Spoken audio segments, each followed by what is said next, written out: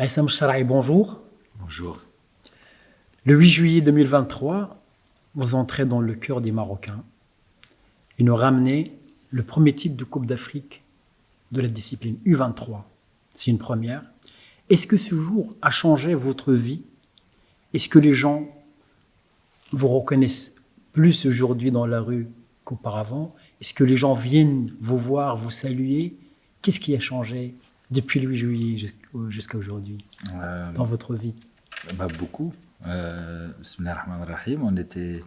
On a écrit l'histoire du football marocain, tous ensemble, avec la fédération et tout le monde qui a aidé. Et comme vous dites, ma vie personnelle, elle a changé parce que dans la rue, il y a beaucoup de gens qui montrent leur appréciation. Et ça fait beaucoup plaisir de voir que les Marocains, ça leur a fait beaucoup de bien d'avoir une victoire ici au Maroc, d'avoir une coupe ici au Maroc. Alors, le bonheur est partagé. Vous sentez l'amour des Marocains envers vous? Vous les sentez venir plus vers vous? Ah oui, beaucoup plus, parce que moi, j'étais pas vraiment connu au Maroc avant, parce que je suis né en Belgique et j'ai fait toute ma carrière de football en Belgique. Alors, c'était pas beaucoup de gens me connaissaient pas, mais après cette coupe d'Afrique, alhamdoulilah, c'était que du bonheur. 3 mois pratiquement après ce sacre, c'était un 8 juillet, on est pratiquement au mois d'octobre aujourd'hui. Je suppose qu'il y a encore beaucoup d'images qui foisonnent dans votre tête. Qu'est-ce que vous avez retenu comme image encore de ce sacre, de cette victoire, de cette euphorie, de cette joie? Je dois dire, la finale, c'était extraordinaire, parce que déjà, c'était contre les Égyptiens, qui étaient champions de l'édition avant. Alors, et nous, une équipe qui était assez nouveau. Alors, contre une équipe qui se connaissent très bien, qui ont tous les automatismes, qui ont des joueurs de haute qualité. Alors, voilà, c'était un grand défi, mais alhamdoulilah, je remercie tout le monde, je remercie les joueurs et tout le monde qui a aidé pour réaliser ça. Ce que je retiens, c'est surtout quand je voyais les parents après, comment ils étaient émus, les Marocains, comment ils étaient touchés dans leur cœur. Et voilà, la fierté des Marocains, c'est ça que je retiens beaucoup. Certainement, vous avez reçu énormément de messages, de félicitations, des gens que vous connaissez certainement, ou ici des gens que vous ne connaissez pas. Quel message gardez-vous encore dans votre tête? C'est vraiment une explosion de messages ce jour-là, parce que déjà, après toutes les conférences de presse, quand j'ai pris mon téléphone, c'était 650 messages, je pense. Alors, c'était vraiment beaucoup. J'ai pris des jours pour répondre les gens, parce que je voudrais quand même répondre à tout le monde qui a pris le temps pour m'envoyer un message. C'était pas idéal, parce que c'était de partout. Il venait des messages de partout, et je leur remercie pour leur message. Et comme j'ai dit, vraiment rendre les parents et les Marocains fiers, c'était le but. Et alhamdoulilah qu'on l'a fait. Oui. Qu'est-ce qu'un titre comme celui de champion de Coupe d'Afrique peut comporter comme risque pour des jeunes joueurs que vous avez été champion d'Afrique? Le risque... La grosse tête, par exemple? Non, je pense pas. Parce que c'était pour nous, dans notre histoire, surtout important d'avoir cette victoire, pour avoir cette mentalité de gagne. C'est ça qui était très important pour nous. Maintenant, bien évidemment, il y a toujours, quand on rentre, on commence à gagner des championnats.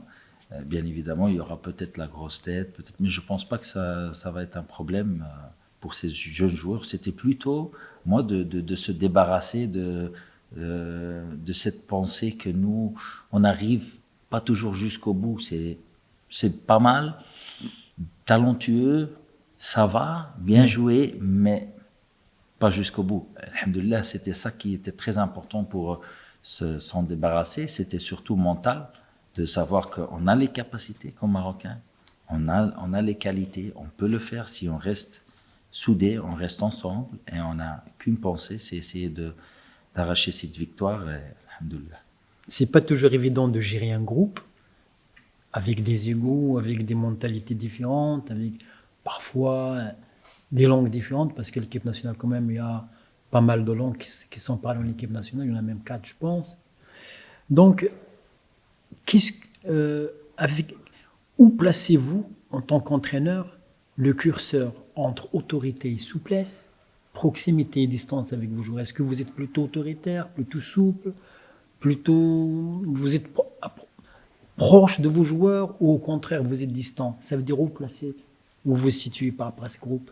C'est pas idéal parce que, comme j'ai dit plusieurs fois, on fait la formation aussi pour ces jeunes joueurs parce qu'on doit les former pour leur carrière, Inch'Allah, qui va durer le plus long possible. Alors, il y a une certaine structure qu'on met en place comme staff. Tout le staff, on met une structure en place et les joueurs doivent respecter cette structure. Et dans la structure, il y a bien évidemment des discussions que j'ai avec les joueurs pour savoir leurs sentiments, qu'est-ce qu'on peut améliorer, qu'est-ce qui peut être mieux. Toujours dans la structure. Et c'est ça qui est important parce que ça se projette aussi dans le terrain. Parce que si on est discipliné en dehors du terrain, on sera discipliné pendant le match dans le terrain. Alors il y a des tactiques, on entraîne, des choses qu'on prépare. On doit rester discipliné. On est mené, on doit rester discipliné. On gagne, on doit rester discipliné. On connaît le plan de jeu. Alors du coup, quand tu fais ça aussi dans chaque jour, au quotidien, chaque jour, le discipline est appliqué, ça serait beaucoup plus facile pour eux pour l'appliquer aussi sur le. Vous êtes plutôt autoritaire ou plutôt souple? Un mix des deux. Quand il faut être strict, je vais être très strict. Mais sinon, après, on peut rigoler parce que la vie, le football, c'est du bonheur. Alors, c'est important aussi de donner ce joie aux joueurs, mais respectons les règles. Vous, en tant que coach, le jour de match, est-ce que vous luttez contre le stress? Pas du tout, vous n'êtes pas stressé. Alhamdoulilah, j'ai pas vraiment beaucoup de stress le jour de match parce que on essaye comme staff de mettre on prépare beaucoup. Alors on essaye de donner toutes les informations aux joueurs. Le moment qu'on a fait tout ça, on a entraîné, on a appliqué, on a fait les meetings, les vidéos, tout. Après c'est aux joueurs de le faire. Après, je pense pas qu'il y aura du stress. Il y a juste les bons choix qu'on doit faire pendant le match après. Oui. La Coupe d'Afrique, c'est derrière nous. C'est un titre, on est fiers de l'avoir. Maintenant, on se projette vers les Jeux Olympiques, qui est aussi un grand rendez-vous footballistique mondial. C'est les Jeux, c'est le plus grand événement sportif planétaire. Absolument. Donc, qu'est-ce qui primera dans vos choix de 18 joueurs? Parce que vous n'aurez droit qu'à 18 joueurs au lieu de 23. D'ailleurs, je l'ai dit aux joueurs le jour après, je pense 2 jours après la victoire de Coupe d'Afrique, j'ai annoncé aux joueurs qu'il y aura une liste de 18. On était 25. Normalement, on avait le droit d'avoir 26 joueurs. Alors du coup, la liste elle est beaucoup plus réduite. Mais ça, c'est le football. Ça, c'est aussi ça fait partie du football. Ça, c'est quelque chose qu'ils doivent gérer aussi mentalement. Pour nous, pour faire les bons choix, ça dépendra de leur forme. Ça dépendra des blessures. Ça dépendra aussi, parce que ce n'est pas une date FIFA, des clubs. J'ai confiance dans la fédération que les joueurs qu'on aura besoin, que la fédération va quand même faire le nécessaire pour parler avec ces clubs. Et toutes ces choses-là, c'est un peu trop tôt pour dire maintenant, mais toutes ces choses-là, je leur dis, faites des minutes, jouez des matchs, montrez-vous dans la saison. Inch'Allah, vous serez dans la liste. Vous allez privilégier les joueurs talentueux ou des joueurs un peu qui peuvent jouer dans plusieurs postes? Comment vous allez procéder? Les joueurs polyvalents, ils auront quand même un petit avantage parce que quand tu n'as pas beaucoup un effectif de 18, il y a encore les gardiens dedans. Dès que tu as des blessures, il faut commencer à changer. Alors les joueurs qui peuvent jouer plusieurs postes, ils auront un petit avantage. Mais bien évidemment, les autres qui ont un poste, ils doivent être les meilleurs dans leur poste. Avez-vous déjà une idée un petit peu de vos 18? Est-ce que déjà, vous savez déjà quel joueur allait faire le voyage à Paris? Non, non, parce que ça dépend. Comme j'ai dit, le football est très dur parce on a gagné cette Coupe d'Afrique. C'était magnifique. Et maintenant, c'est une nouvelle page. Et on doit gagner ou faire un bon résultat au JO. Alors, pour nous, ça va être le cas. Les joueurs qui seront disponibles, les joueurs qui seront en bonne forme, qui seront à leur niveau que nous, on veut les avoir, ils vont être Il n'y présents. aura aucun des 23 que vous avez eu n'est pas sûr d'être là-bas. Vous n'avez pas. Non, non, il n'y a pas de certitude. Je leur dis toujours. D'ailleurs, il y en avait que normalement ils devaient être dans la liste de Coupe d'Afrique qui se sont blessés une semaine avant, ils se sont blessés 2 semaines avant. On a vu le cas de Amin Harit, on a vu plusieurs joueurs. Alors c'est toujours compliqué pour dire des choses comme ça. Il faut voir après la Coupe d'Afrique déjà et des A et après on verra Inch'Allah pour lui. Donc, coach, c'est 18 joueurs, mais vous avez droit également à prendre 3 joueurs âgés de plus de 23 ans. La FIFA le permet. Donc, est-ce que d'abord vous allez prendre 3 joueurs de l'équipe A âgés de plus de 23 joueurs ou vous allez vous contenter juste des joueurs que vous aviez dans la Coupe d'Afrique? Ça, c'est une bonne question. J'ai eu cette question déjà plusieurs fois. C'est un peu trop tôt pour dire maintenant. D'ailleurs, voir les postes nécessaires pour notre équipe, voir avec le sectionneur des A, c'est Walid Regragui aussi. Parce qu'il n'y a pas de date FIFA dans cette Il n'y a pas de. Non, ils peuvent vous laisser les joueurs. C'est pas une date FIFA. Non, mais c'est les clubs aussi. Hein. Les clubs doivent aussi être d'accord pour laisser les joueurs. Et ça serait une discussion aussi avec l'entraîneur de l'équipe A, c'est Walid Regragui, parce que il connaît les joueurs le mieux. Ça vient de pour moi, il y a 3 critères. Il y a la volonté du joueur, c'est la première. S'il n'y a pas la volonté du joueur parce que c'est pas toujours évident, ils font des longues saisons. Ça, c'est la première. S'il n'y a pas, ok, c'est pas possible. Puis la volonté de l'entraîneur de l'équipe A aussi, parce que c'est toujours en discussion avec le joueur. Et puis le besoin. S'il y a un jeune qui a le même, qui peut donner la même qualité, on va prendre un jeune. Mais si donc, il y a des autres postes où il y a un meilleur joueur en équipe A qui a la volonté pour venir, qui veut aider les U23 avec l'expérience, avec sa qualité, ben, il sera le bienvenu aussi. Vous pensez à qui, par exemple, dans l'équipe A? C'est très Hakimi, par exemple, dans son poste, il n'est pas aujourd'hui le meilleur. C'est Amrabat, par exemple, dans l'entrejeu, vous avez besoin de quelqu'un qui a de l'impact, qui rapporte de l'impact.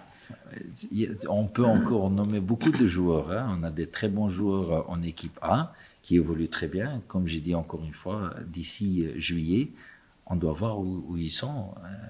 Il y a les blessures, il y a la forme, il y a beaucoup de choses on doit tenir en compte. Nous, on doit en fait toujours avoir un plan A, B, C et on continue.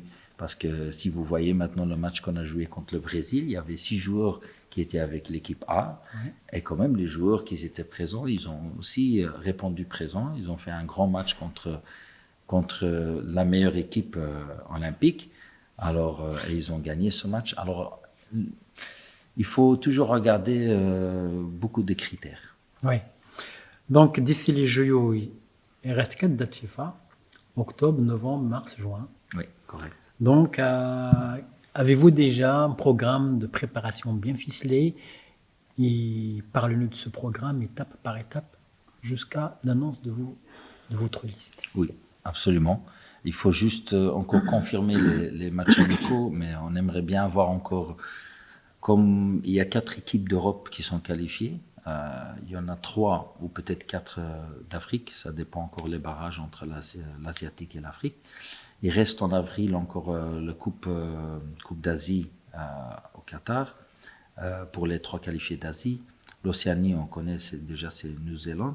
Et puis, il y a l'Amérique du Nord et l'Amérique du Sud. L'Amérique du Nord, c'est les États-Unis et la République dominicaine. La CONCACAF, oui. Ouais. Et puis, la CONCACAF, ça serait peut-être le Brésil, l'Argentine, on ne sait pas encore, mais ça va se dérouler aussi. C'est pré-olympique, tournoi. Alors, pour nous, l'idéal, ça serait, on a joué 11 continents africains pour se préparer pour la Coupe d'Afrique. 11 matchs. Non, on a joué 19 matchs. 19 matchs. 19 matchs, mais en total avec la Coupe d'Afrique, mais on a joué contre 11 nations africaines. Alors, on connaît très bien le football africain. Football africain. On s'est bien préparé. D'ailleurs, je remercie aussi la fédération qui nous arrange toujours des matchs contre des bons adversaires. Alors maintenant, on doit se préparer aussi pour les équipes européennes, pour les équipes sud-américaines, nord-américaines, asiatiques. Alors c'est pour ça qu'on doit avoir maintenant, on doit plus jouer des matchs contre ces nations-là. L'idéal, ça serait d'avoir encore un, parce qu'on a joué le Brésil, encore un sud-américain, un ou deux nord-américains, 2 européens et l'Océanie peut-être. Pour le mois d'octobre, vous allez jouer qui?